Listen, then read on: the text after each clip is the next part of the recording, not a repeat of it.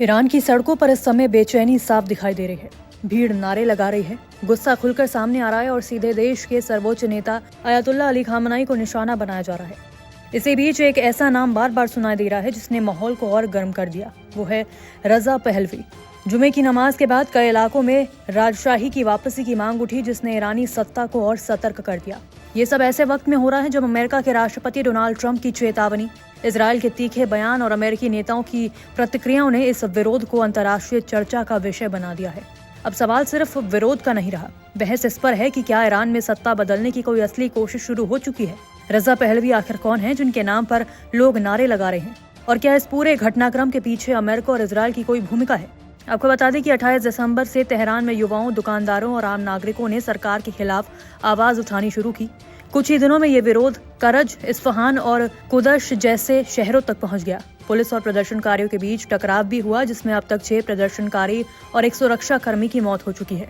सवाल है कि प्रदर्शन हो किस लिए रहे हैं। इसका जवाब है कि ईरान की अर्थव्यवस्था पहले से ही लड़खड़ा रही है। दिसंबर 2025 में ईरानी रियाल अब तक के सबसे निचले स्तर पर पहुंच गया। $1 के बदले करीब 42,000 रियाल मिल रहे हैं। महंगाई 42.5% तक जा चुकी है। खाने पीने की चीजें 72% तक महंगी हो चुकी हैं और दवाइयों की कीमतों में 50% की बढ़ोतरी हुई है। हालात और बिगड़े जब सरकार ने 2026 के बजट में 62% टैक्स बढ़ाने का प्रस्ताव रख दिया। बढ़ते दबाव को देखते हुए सरकार ने सेंट्रल बैंक के गवर्नर को हटाकर नया गवर्नर नियुक्त किया। राष्ट्रपति मसूद पेजेशकियान ने प्रदर्शनकारियों से बातचीत का प्रस्ताव दिया। सरकार की प्रवक्ता फातेमे मोजरानी ने कहा कि शांतिपूर्ण विरोध लोगों का अधिकार है, लेकिन सड़कों पर गूंजते नारे कुछ और ही कहानी बता रहे हैं। खामनाई मुर्दाबाद, रजा पहलवी जिंदाबाद, जावेद शाह और पहलवी विल रिटर्न, यही नारे इस आंदोलन को पहले के विरोध प्रदर्शनों से अलग बनाते हैं। सवाल है कि आखिर रजा पहलवी कौन है। रजा पहलवी ईरान के आखिरी शाह मोहम्मद रजा शाह पहलवी के बड़े बेटे हैं। उनका जन्म 31 अक्टूबर 1960 को तेहरान में हुआ।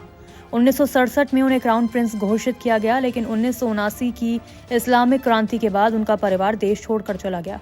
रजा पहलवी ने अमेरिका में पढ़ाई की और फिलहाल मैरीलैंड में रहते हैं। 2013 में उन्होंने national council of Iran for free elections बनाई और ईरान में स्वतंत्र चुनावों की मांग उठाई। हालिया प्रदर्शनों पर उन्होंने सोशल मीडिया पर लिखा कि वो ईरानी जनता के साथ खड़े हैं और मौजूदा सरकार देश को और नुकसान पहुंचा रही है। बता दें कि मोहम्मद रजा शाह पहलवी ने 1941 से 1979 तक ईरान पर शासन किया। पश्चिमी देशों से नजदीकी और सेक्युलर नीतियों के कारण उनका विरोध बढ़ता गया। 1963 में अयतुल्ला खुमैनी ने व्हाइट रेवोल्यूशन के खिलाफ आंदोलन छेड़ा। 1978 से 1989 की इस्लामिक क्रांति के बाद राजशाही खत्म हुई। शाह देश छोड़कर चले गए और 1980 में उनकी मौत हो गई। 1989 में खुमैनी के निधन के बाद अली खामनाई ईरान के सर्वोच्च नेता बने और तब से सत्ता पर बने हुए हैं। ईरानी सरकार का कहना है कि अमेरिका और इजरायल इन प्रदर्शनों को भड़का रहे हैं। जानकारों का मानना है कि अगर ईरान में ऐसा नेतृत्व आता है तो इजरायल का विरोधी ना हो तो ये अमेरिका और इजरायल के लिए फायदेमंद होगा। इजरायली प्रधानमंत्री बेंजामिन नेतन्याहू पहले ही ईरानी जनता से खामनाई के खिलाफ खड़े होने की अपील कर चुके हैं। वहीं अमेरिका ने शांतिपूर्ण प्रदर्शनकारियों की गिरफ्तारी पर चिंता जताई है। सवाल है कि खामनाई की कुर्सी क्या सच में खतरे में है। तो विशेषज्ञ मानते हैं कि खामनाई को सत्ता से हटाना इतना आसान नहीं है। कुछ का कहना है कि बिना बाहरी दखल के बड़ा बदलाव मुश्किल है। वहीं ये भी चर्चा है कि खामनाई के बाद उत्तराधिकारी को लेकर तैयारी पहले से चल रही है, जिसमें उनके बेटे मोज्तबा खामनाई का नाम सामने आता है। ईरान के सुप्रीम लीडर यानी रहबर सबसे ताकतवर पद है। उसे हटाने का अधिकार असेंबली ऑफ एक्सपर्ट्स के पास है, लेकिन उसके सदस्य भी उसी व्यवस्था के तहत चुने जाते हैं, इसलिए सत्ता का घेरा खुद को बचाए रखता है। फिलहाल इतना तो साफ है कि ईरान में असंतोष गहरा है। ये गुस्सा व्यवस्था को बदल पाएगा या नहीं, इसका जवाब आने वाले वक्त में दिया जाएगा। नमस्कार, मैं हूं मानक गुप्ता।